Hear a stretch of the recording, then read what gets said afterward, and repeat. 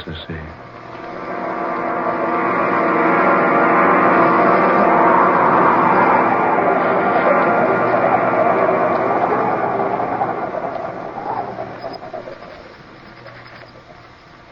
I am the Neanderthal man.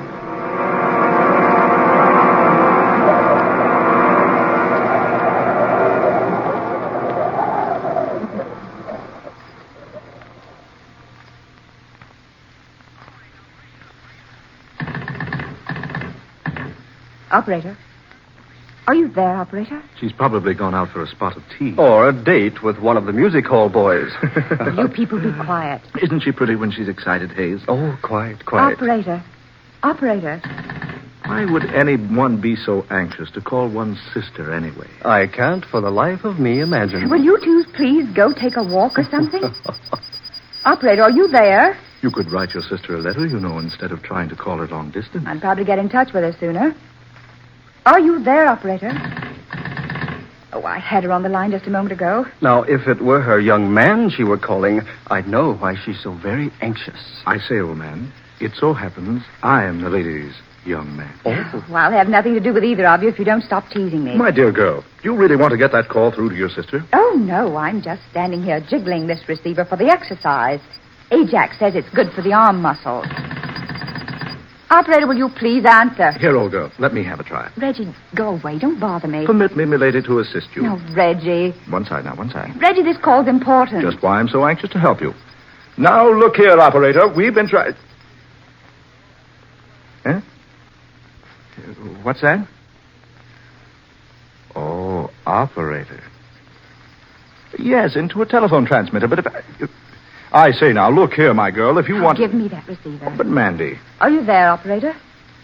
Yes, I wish to place a call. We were disconnected. This is Amanda Loveland. Yes, at Lookout Point. That's right, the artist colony. I wish to speak to Miss Grace Loveland, number 12, Garrett Street, London. Yes, that's right. How soon can you get through to London, please? Very well. Will you call me back? Thank you. There, you see? The damsels always come running when a gentleman calls. Oh, Reggie, save your humor for some other time, will you? I say, something wrong, old girl? I don't know. Why do you use that tone, darling? Well, look here, Amanda. Nothing wrong with your sister, is there? No, it's not that. But something's wrong.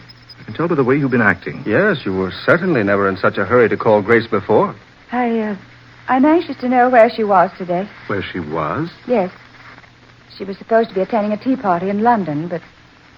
Well, I've reason to think she wasn't there. Well, so suppose she wasn't. Why should that upset you? Perhaps if I tell you, you'll understand. Yes. Something's wrong. I certainly want to know about it. Yes, Amanda, by all means, tell us what's troubling you. Yes. Yes, I must tell somebody.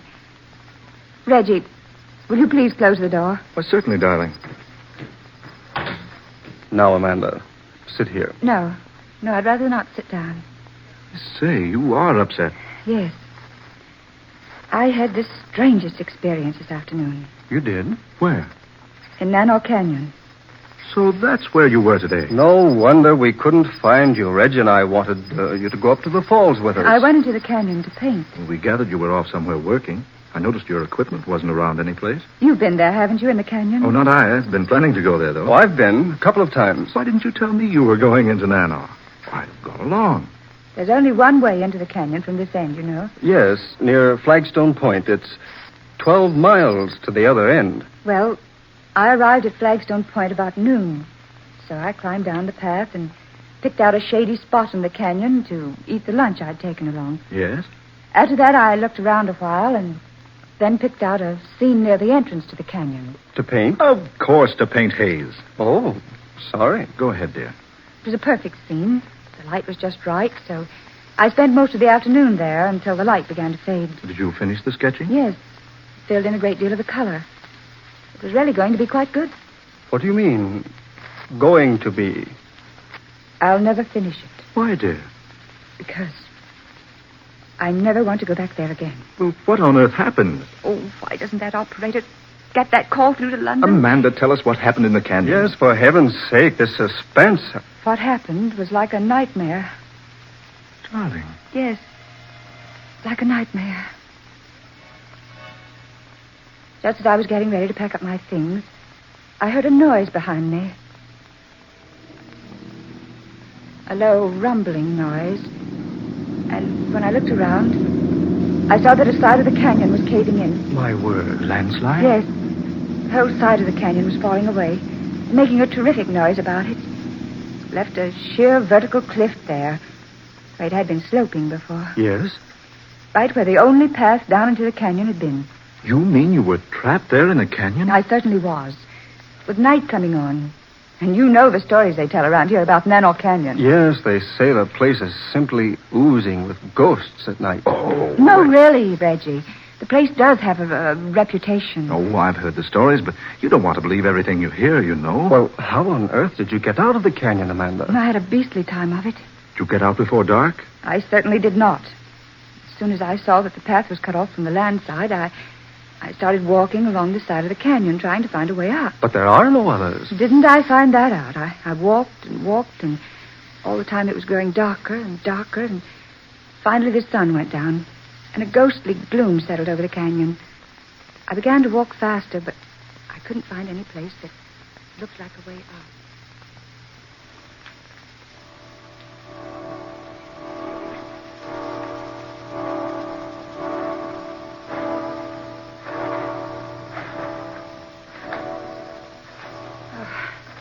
I've walked for miles. No way out of here. Oh, dear, it's so dark. All I can do is keep walking. Oh! Oh, what's that? Oh, some night birds. Yes, that's all. Such a weird sound. I've never heard anything like it before.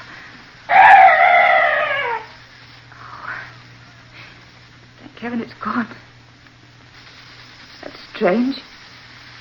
That bird was the only noise I've heard in this place. No other night noises at all. Good heavens. What's that up there? Light. Shining on a human figure. Am I losing my mind? It's Grace there in the light. Oh, no. Oh, no, it can't be. Grace! Grace! That is Grace standing there in that strange glow of light. Pointing. Gesturing as though trying to show me a path out of here. Yes. Yes, she is directing me out of the canyon. The light. I can see the way out. Grace? Grace, is that you? Is that you, Grace? Oh, no, don't go! David. The light's fading away. She's gone. There's still that strange light shining on the way out of this awful place.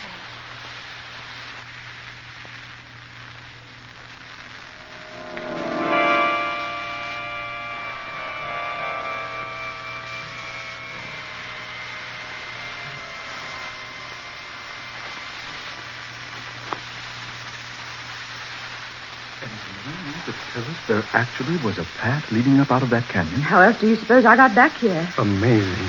That strange light continued to glow until I found the path and managed to climb up. When I looked back, it was pitch dark in the canyon again. Amanda, are you certain you didn't dream all of that? Oh, for heaven's sakes, Reg. No, I don't think it was a dream. Well, what makes you say that? Oh, well, it must be London. Are you there? Yes? Yes, this is Amanda Loveland. Yes, ready for my call to London, thank you. Are you there, Grace? Oh, darling, this is Amanda. Oh, fine, thank you. Darling, have you been in London all day?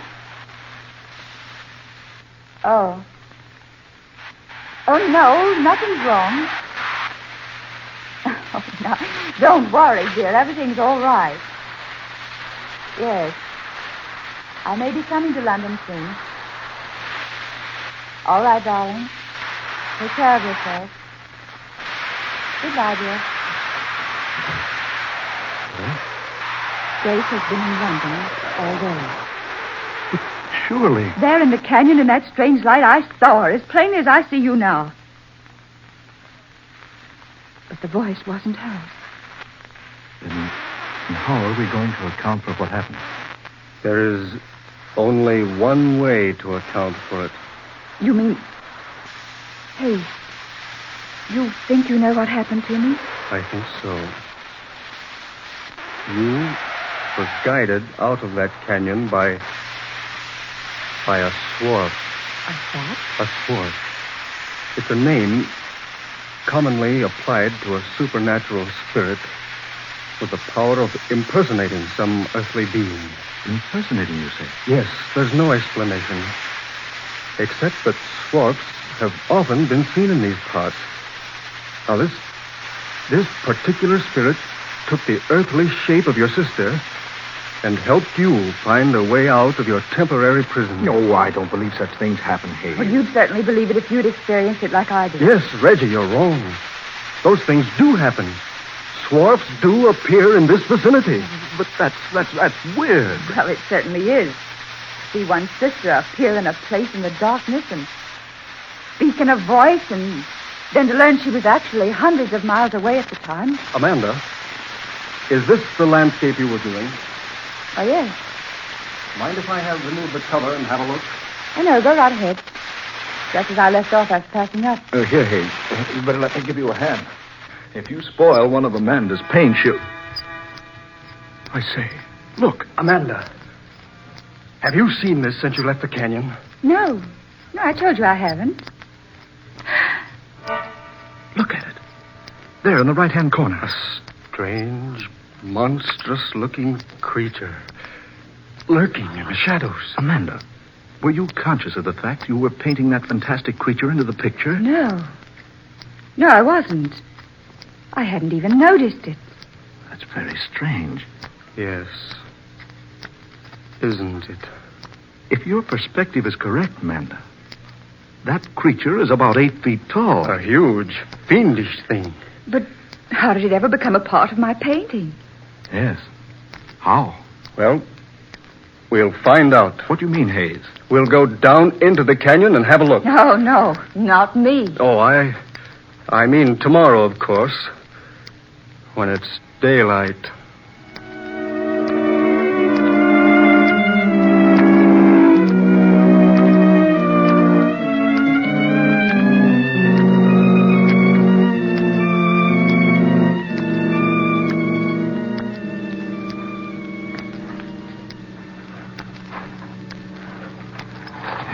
How much farther, Amanda?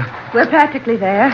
What amazes me is that you couldn't find the way the swarf pointed out to you last night, Amanda. I'm sorry, Hayes. It doesn't seem to be there today. Oh, well, what's the difference? It didn't take us long to come in from the other end of the canyon on horseback. Yes, the only thing that annoys me is that we couldn't ride the animals all the way. Oh, well, the walking won't hurt you.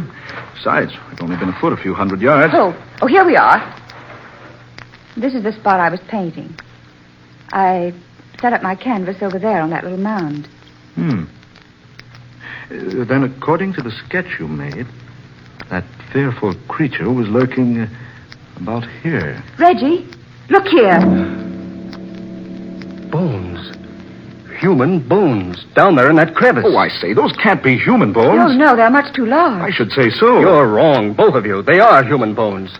I've studied anatomy enough to recognize the clavicle, humerus and ulna of the human arm, and the femur and fibula of the leg there. Jove, Hayes is right.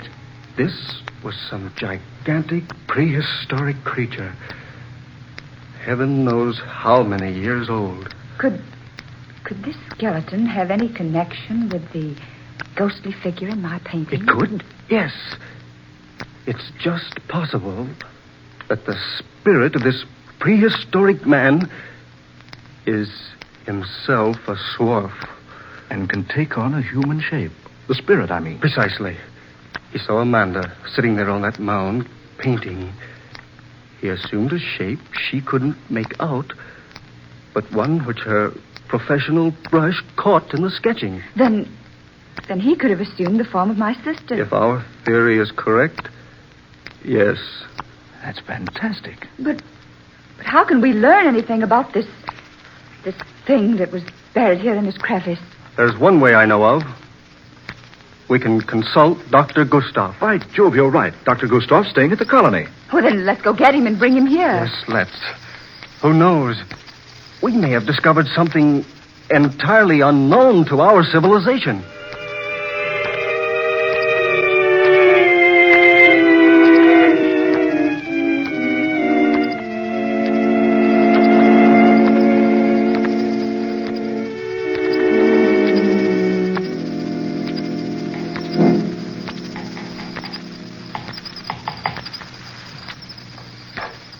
Well, Dr. Gustav? Yes. Your suspicions were correct, my friends. These are human bones. Can you identify them, Doctor?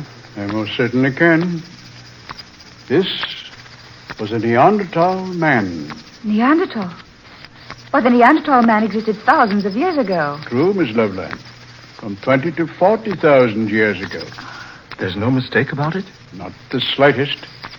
This is a fossilized remains of an ancient man. Here, look. Look at these peculiarly shaped molar teeth. Now, that's one sign. Every bone of his body shows some distinct markings. Many of them are of simian nature. Ape-like, you mean? Exactly. Eyebrow ridges were like those of the gorilla. The roof of the skull was low like theirs. And yet, his brain most probably surpassed the modern Europeans in size and ability. How long ago did you say he existed? The date of his culture may be put down tentatively as extending from 40,000 to 20,000 BC. The Neanderthal man appears to have been the sole occupant of Europe during the middle of the Pleistocene period, throughout the time in which the Mousterian culture prevailed. He buried his dead with great signs of respect. He worked flint implements with great skill. Was a fine hunter. Lived in caves and rock shelters. But, Doctor, after all this time, his remains should be quite deep in the earth. I know. And he undoubtedly has been buried deeply through the centuries. But some subterranean disturbance must have caused this crevice and exposed his burial place. Look. Did you men see this? What, dear? A stone tablet. There's some sort of strange pictures on it. Let me see, please. Yes, sir. Just so. What is it, Dr. Gustav? Why, this is the final proof. This is the picture writing of the Neanderthal man. Can you decipher it? I can, indeed. And now, let's see, this portion here, my left, that's indiscernible, but the rest of it reads, "Who moves my bones will surely die as I have died." A curse.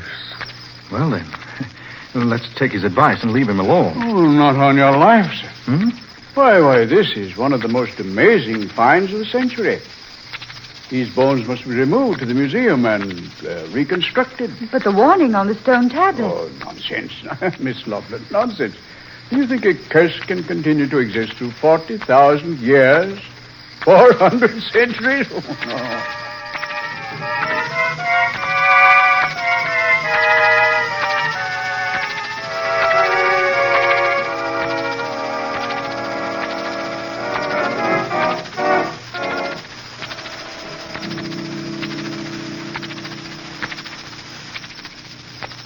Well, Mandy, this is the museum. Ever been here before? Once, when I was a child. Uncle Reginald brought me. How long has it been since the Neanderthal man was brought here? Oh, at least 6 weeks. Well, Dr. Gustav said in his letter that the man had been completely reconstructed. The skeleton had been placed in a standing position in a special room. There's the room, see? Oh, yes, the sign over the door.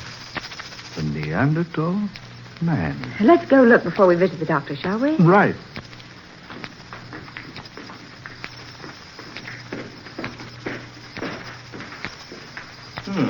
Hey, here we are. The door was open. Why? But this room is empty. Yes. But there's a stone base over there. Those things might have been built up on it. That's strange. I beg your pardon. Yes, what is it? I am called Banff. Could you direct me to Dr. Gustav Steady? Oh, why, yes. It's at the end of the hall. See, his name is in black letters on that frosted door pane. Oh, yes. I thank you so very much. Pardon me for having disturbed you. Reggie. Amanda, that man, Jove, what a giant. At least 8 feet tall. Those bushy eyebrows and low forehead looked like an ape. And what was wrong with his neck? He held his head crooked over to one side. One shoulder humped up in a terribly grotesque position. Did you see whether or not he went into the doctor's office? No, I didn't. Reggie, if I didn't know better, I'd think that man was... Was what, dear? Nothing. I know what you're thinking. That warning, Reggie. Who moves my bones will die as I have died. Amanda, look. What? There in the room, on the stone base, the skeleton of a prehistoric man. But it wasn't there just a few moments ago. Good Lord, come on, into the doctor's office. Dr. Gustav! Dr. Gustav! Dr. Gustav!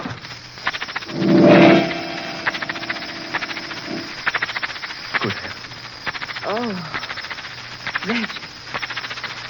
What's happened to him? He's dead. Broken neck. He was sitting at his desk, writing. Writing? A report on the Neanderthal man. Look. He just completed one sentence. It is my finding that the death of the Neanderthal man discovered in Nanos Canyon was caused by a broken neck.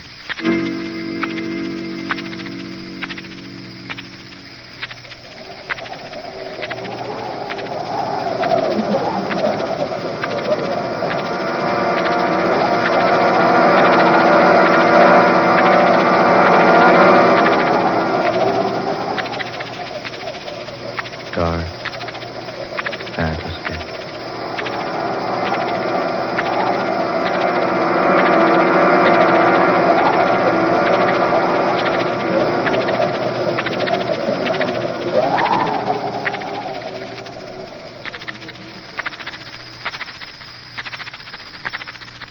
The Curse of the Neanderthal. Another original tale of dark fantasy, written by Scott Bishop. Ben Morris was heard as Reggie, Eleanor Naylor Corrin was Amanda, Murillo Schofield was Hayes, Fred Wayne played Dr. Gustav, and Darrell McAllister was Banff. Next Friday night at the same time, we'll bring you another story of the fantastic and the unusual, created by Scott Bishop. Listen for Death from the Past, a strange, weird adventure laid in modern America with the flavor of the 19th century. The story of a businessman who was almost too honest and who found a method of paying a long-standing debt of honor, although 30 years in his grave. Dark Fantasy originates in the studios of WKY, Oklahoma City. Tom Paxton speaking. This is the National Broadcasting Company. If you'd like for me to get you a shout out, there's a link to PayPal in the description below. Leave us a donation. We'll get it up here for you. Just tell us who you want it to. You, a friend, a girlfriend, a wife, spouse, whatever. And we'll get it up here.